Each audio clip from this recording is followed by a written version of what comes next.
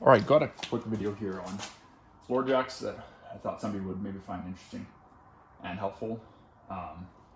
So here I have a very large, I think this is around a 10-ton jack. I haven't actually looked up the tag on it, but I think this is a 10-ton jack. This is a 3.5-ton floor jack. This is a 3-ton.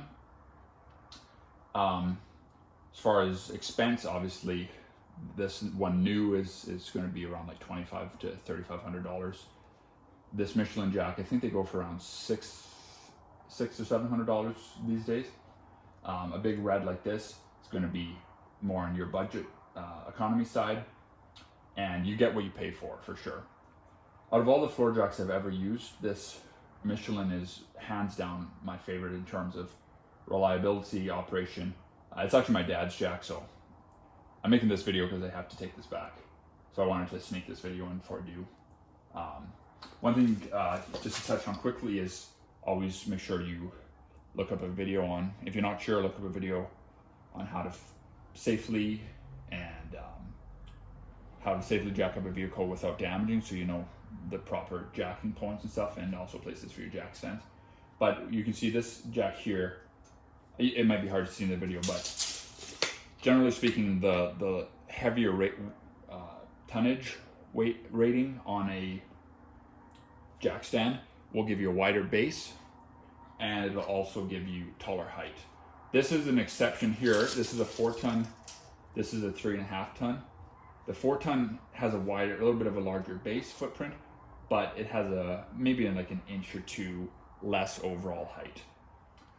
If you don't need to take your tires off, I really personally enjoy using ramps. Now, you obviously want to make sure you get a good reputable brand, something that's trustworthy, and also that you know what it's capable of handling as far as weight goes. And I'm not sure if I have a video up on that, but I'm sure there are videos on how to use those. I do have a video on how to jack up a classic car. It's entitled, I think, Mansplaining How to Jack Up a Classic Car, I think is the title. Anyways, you can check out my channel page for that.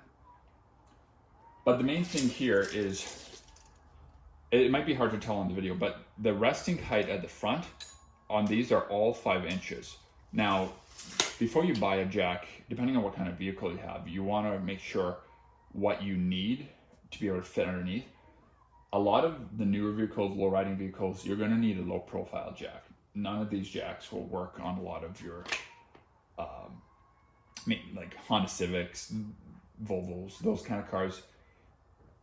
If you have an SUV or something like that, or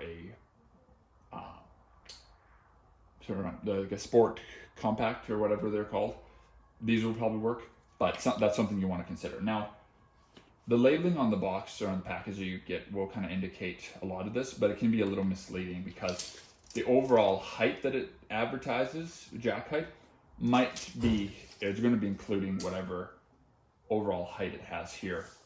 Now on this one, you can see it has a pivot point. Well, you can't see, but I'm measuring here from the center of the pivot point to the center of the disc.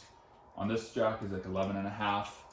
This one I think is, 13.5?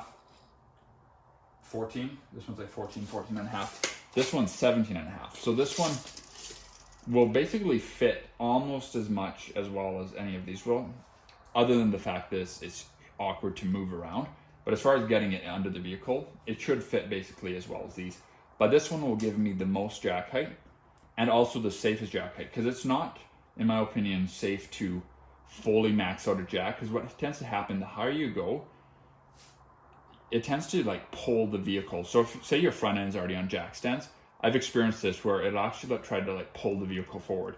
And you'll notice that if you chalk your back tires, for instance, jack up your front end, you'll go back and your chalk blocks will be like off the tire. And the reason for that is because as you jack, the jack's doing a pulling motion. So the higher you go, the worse that is and the more dangerous it is. So something to consider is, especially if you need to get your car up really high, to replace your transmission or whatever you're doing, obviously there's ways around it. Like you could stack a jack onto blocks of of wood or sheets of plywood or something like that, but something to consider. So that's one of the reasons that I bought this jack.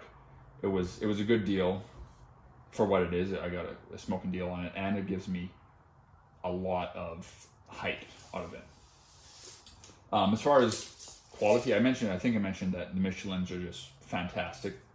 I haven't used any of the other brands, but out of these three and the few other brands I've tried, Michelin is by far my favorite. And it's been used a lot, and it's withstood. Now I don't know the quality of the newer ones, if they're the same quality, but this one here is probably about 15 to 20 years old. This one here, I'm not sure, but it looks quite old. It's a strong arm, and if I didn't mention it, this is a Big Red brand. So the Big Red it works for some stuff, but the release is very abrupt, and I don't like the Big Red for that reason. The other thing too to keep in mind is the length of the jack.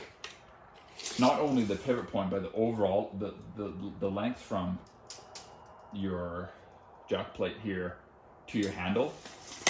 With this jack here, even if it was jacking enough to get the vehicle at the height I needed, when I go to slide this in under a vehicle, because it's so short, this handle is like often smacking the bumper or something, and so it's very difficult. I find, for instance, when I'm jacking up my Thunderbird, if I was to use this jack on the front end, for instance, I almost always have to take the handle in half.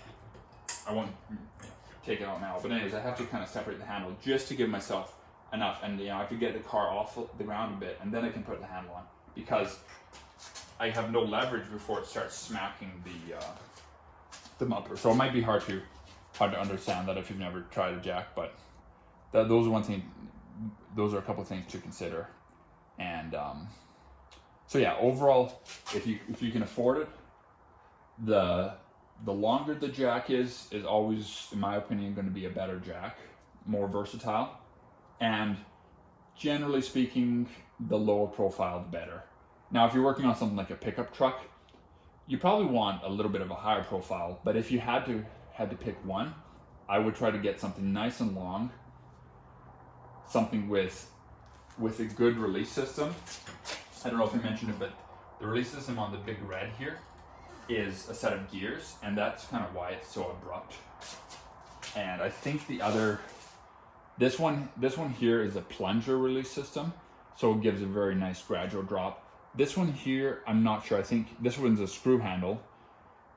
These two are both screw handle releases, but I think this one might actually have like a more of a screw system or something. So this one releases very gradually, because a lot of times, when you're dropping onto jack stands, when you go to turn to release, you want a very controllable release. But with this Big Red, it just drops very rapidly. So that's why I really don't like using this one, unless if I have to.